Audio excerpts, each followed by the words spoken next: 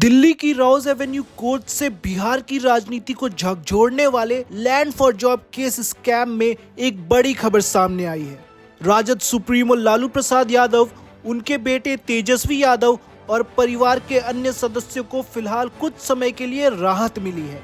अदालत ने इस गंभीर मामले में आरोप तय करने संबंधी फैसले को 2 दिन के लिए टाल दिया है। अब इस केस में सबकी निगाहें 10 दिसंबर को सुनवाई पर टिक गई है। आज राउज एवेन्यू कोर्ट में हुई सुनवाई में इस मामले की जटिलता साफ दिखाई दी।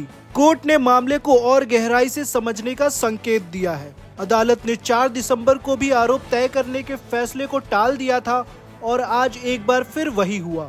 ये मामला जमीन के बदले नौकरी घोटाले से जुड़ा हुआ है, जो लालू यादव के रेल मंत्री रहते हुए सामने आया था।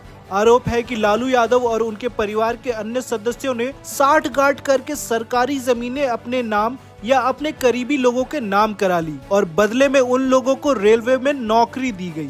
ये मामला राजनीतिक भ्रष्टाचार और सत्ता के दुरुपयोग के बीच गहरे गठजोड़ को दिखाता है। सीबीआई और ईडी दोनों ही एजेंसियां इस मामले में लालू परिवार और उनसे जुड़े लोगों पर लगातार शिकंजा कस रही है। अदालत के इस फैसले से जहां लालू परिवार को तत्काल राहत मिली है, वहीं राजनीतिक गलियारों में हलचल तेज हो गई है। बिहार में सत्ता और विपक्ष दोनों के लिए ये मामला बेहद संवेदनशील है। तेजस्वी यादव, जो बिहार की राजनीति में एक बड़ी भूमिका निभा रहे हैं, उनके राजनीतिक करियर पर भी इस केस का गहरा असर पड़ सकता है। विपक्षी दल लगातार इस मामले को भ्रष्टाचार का प्रतीक बताकर लालू परिवार पर हमलावर है, जबकि आरजेडी इसे राजनीतिक बदले की भावना से की गई कार्रवाई बता रही है। कानूनी प्रक्रिया में चार्ज फ्रेमिंग होना एक बहुत अहम पड़ाव होता है। अगर अदालत 10 दिसंबर को आरोप तय करती है, तो इसका मतलब होगा कि आरोपियों के खिलाफ पर्याप्त सबूत है और उन पर मुकदमा चलाया जा सकता है। इसके विपरीत